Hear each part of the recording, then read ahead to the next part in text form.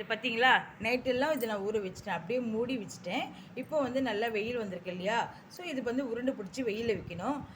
எவ்வளோ சூப்பராக நல்லா ஊறி இருக்குது பாருங்கள். இப்போ நம்ம உருண்டை பிடிச்சி இந்த பிளேட்டில் வச்சு நம்ம வெயிலில் வச்சிடலாம்.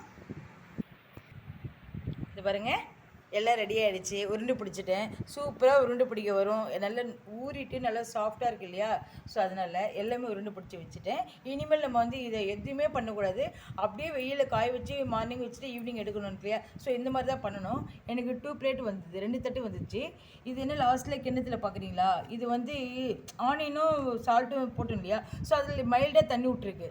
அது வந்து பிடிக்க வராது. அப்படியே தண்ணி ஜீராலாம் வேஸ்ட்டாக போகும். ஸோ அதனால இந்த கப்பில் போட்டேன். நல்லா கொஞ்சம் காய்ச்சதுன்னா நம்ம அப்படியே திருப்பி போட்டோம்னா அது ஒரு இது மாதிரி வந்துடும். இதே மாதிரி உருண்டை மாதிரி வந்துடும். ஸோ அதனால தான் இதை வச்சுருக்கேன்.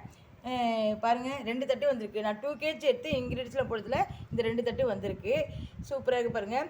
இது வந்து காஞ்சிருச்சு, நம்ம எடுத்து யூஸ் பண்ணலாம் அப்படின்ட்டு அந்த மெத்தடை நீங்கள் தெரிஞ்சுக்கணுன்னாக்கா ஒன்றும் இல்லைங்க. இது நம்ம ஒரு உருண்டை வந்து ஒரு 10 நாள் கழித்து உடச்சி ரெண்டாக புட்டு பார்க்கணும். புட்டு பார்த்துட்டு அந்த உளுந்து எடுத்து வாயில் போட்டால் கடக்கு மடக்குன்னு சவுண்டு கேட்கணும். அவ்வளோ ஸ்ட்ராங்காகிடணும் உளுந்து. ஸோ அதுதான் இது பதம்.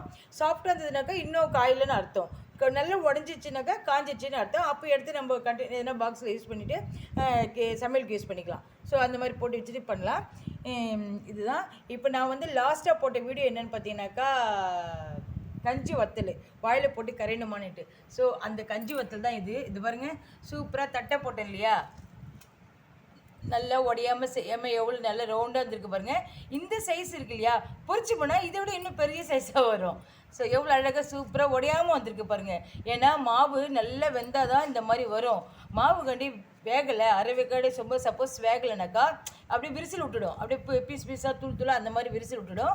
ஸோ இந்த மாதிரி முழுசாக நல்லா எடுக்கணுனாக்கா பாயில் பண்ணாக்கா நல்லாயிருக்கும், நல்லாவும் வரும். ப்ளஸ் வந்து பொரிச்சாலும் பெருசாக வரும், கிறிஸ்பியாக நல்லாயிருக்கும். நான் சொன்ன மாதிரி வீடியோவில் சொன்ன மாதிரி. ஸோ இதுதான் இது பாருங்கள். 2 நாள் கூட 3 நாள் ஆச்சு நான் வீடியோ போட்டு. அதுக்குள்ளே இது காஞ்சிடுச்சு பாருங்கள். ஸோ இதே மாதிரி தாங்க எல்லாமே நம்ம வந்து சம்மரில் தான் செய்ய முடியும். ஏன்னா வின்டர் ரெயின் சீசனில் செய்யவே முடியாது, கூலிங் டைம்லாம். ஏன்னா இதெல்லாம் நல்லா காயணும். வெயிலில் காஞ்சால் தான் நல்லா வந்து லைஃப் லாங் வரும். ஐ மீன் ஒரு 1 இயர் கிட்டே அந்த மாதிரி வரும். ஸோ அதனால் நீங்களும் இந்த சம்மரில் என்னென்ன பண்ண முடியுமோ எல்லாமே பண்ணி இந்த மாதிரி சேஃபாக எடுத்து வச்சுக்கோங்க.